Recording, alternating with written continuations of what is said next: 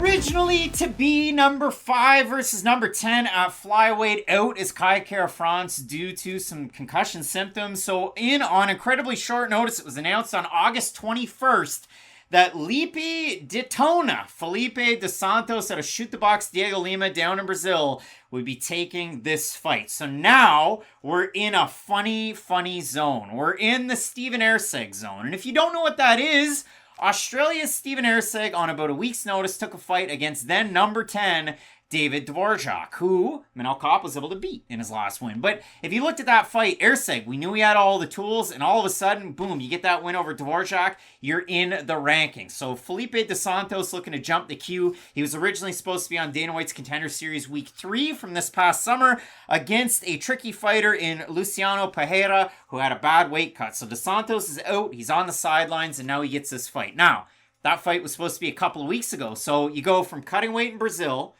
you go to Vegas, you get ready to weigh in. Now you got to go from Vegas all the way over to Australia and try and cut weight again in 2 weeks. But for Felipe dos Santos, what I've seen out of his fights, this guy is a wild striker. When you watch Felipe dos Santos fight, he flicks those front kicks out there from the orthodox stance, but with both feet, he throws really long punches, and there's a lot of pop on those. He likes to offensively wrestle, but when you look at a guy like Felipe dos Santos, Shoot the Box Diego Lima is all the rage right now. Charles Oliveira, Ian Machado, Gary, Alan Nascimento, Daniel Willycat. There's so many fighters that dye their hair platinum blonde, and they go out there and they end up fighting into the UFC. And when I watch dos Santos, I kind of look at him more like a Mateus Mendonça that trains out of that gym, even though recently they dyed their hair blue on top. But a lot of pop at the end of their shots, a lot of reckless abandon, not a lot of good defense when it comes to other strikers, especially when they're fighting smaller strikers that throw hooks. That's what's coming up. But a lot of range and a lot of pop. Dos Santos fights like a 22-year-old would fight in your head. You know, like he does throw the kitchen sink at you, doesn't really worry about what's coming back his way defensively. Did this guy just drink Polar Ice the night before? I was going to say more like Four Locos. Like, Dos Santos gets after it. And again, he does fight a little bit like a Cowboy Oliveira, to where at that long range, he will throw punches from both angles. He does do a good job with both stances, but he is a little bit awkward with it. And if Manel Kape is able to judge that distance effectively on the outside, and this is before he even implements some of his own takedown attempts, because I do think we will see some out of Kape, just to disrupt that rhythm out of Dos Santos, especially on the outside when he's using his own kicks. But if Kape is able to duck, parry a couple of those shots, and meet him halfway with a couple of his own overhands or right hands at all, I do think it's going to be able to hurt Dos Santos a lot more than what his shots are going to do to Manel Kape. But this is a tricky fight for Manel Kape, because it's a fight he should win, and it's a fight people expect him to win, and that's always a difficult position to be in, because for Kape, he had those 2 weird losses earlier on in his UFC career to good fighters, don't get me wrong, but they were fights that, okay, they kind of justify you're at this level, right? Now you have to maintain your spot in this division, and 125 isn't what it used to be, right? There was a time where 125, if you lost, they said goodbye to you no matter what ranking you were in the division, but now it is a fairly deep division where you can see multiple people challenging for the title one day. So for Kape, it's really important for him to not only get a win, but try to prove his spot in the division, because there's no rightful number 1 contender right now at 125 pounds. So Kape, let's be honest, is probably going to have to win one more fight after this if he does want to get into that title picture, but he's got to look impressive in this fight to then justify that number 1 contender spot. And if he got a win over Haqparast, that would have been that one. Again, you go from 10 to 5, and then you're into the picture in Kape. As Matt referenced, he was the RIZIN Bantamweight champ over in Japan. He had that win over Kaya Sakura in their second fight.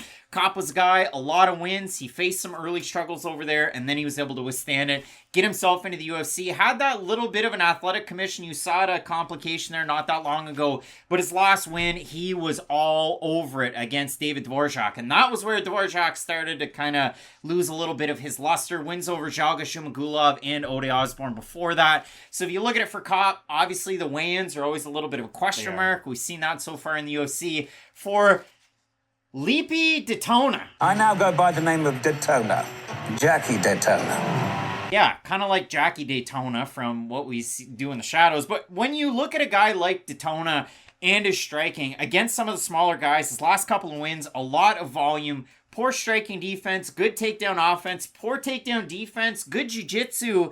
But if you watch some of his fights, like the thing that I noticed out of dos Santos is, for as much pop as he has, for being a taller, bigger guy, at 125. He doesn't have that tall man lean back with his head back. And if he is leaning at all, it's always in pursuit of extra offense. The spinning back fist, a couple of fights ago, he went spinning back elbow into a spinning back fist from the other hand. He's very, very creative. And you would think watching Dos Santos fights, he burns his tank in the first round. I don't know how he keeps it going in the second and the third. The four locos. But that's what we've seen in his last two fights. And where he's had a step up in competition against Rafael Monturo, split decision win there, and over Hugo Paiva, where he's faced better guys, they've gone to decision, but all the fights before that are by finish. So I don't necessarily see a finish in the cards for a guy like Dos Santos. Maybe somehow he's able to pull a rabbit out of his hat a few weeks away from his 23rd birthday and win a decision against Manel Kape. But where I referenced it, I mean, his last couple of fights, a fight of the night, wild one against Paiva and against Monturo. That was a great fight. You look at Dos Santos,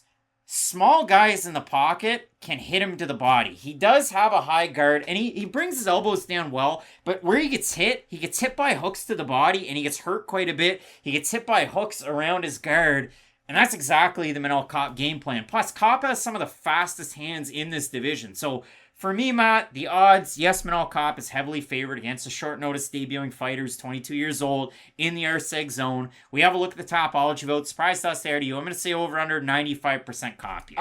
Under. Under 955 total votes, 94% Kape, 26% by decision, 65% by knockout. For the 6% that have Lipe dos Santos, Detona.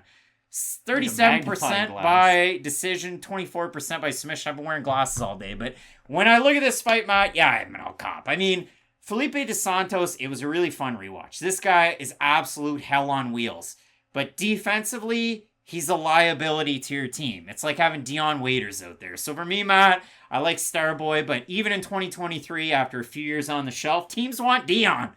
Hopefully he doesn't eat those candies before he gets on the plane, but who do you have here? I think Dos Santos is going to have a decent future in the UFC if they at least build him up right, because at 22 years old, he does have a good base that you can improve on, but he can't just be matched up with other guys like Manel Kape immediately after this fight. So I do think Manel has a great opportunity to win this fight. I definitely think he's going to win it, but I don't think Dos Santos is going to be one of those one-and-done UFC guys where we just kind of forget about after this matchup. I think it'll be a stock-gaining loss, but I do have Kape winning. Dos Santos might not win, but let's see if they give him Jimmy Flick next. Both of us going with Starboy and Manel Kape to get the win.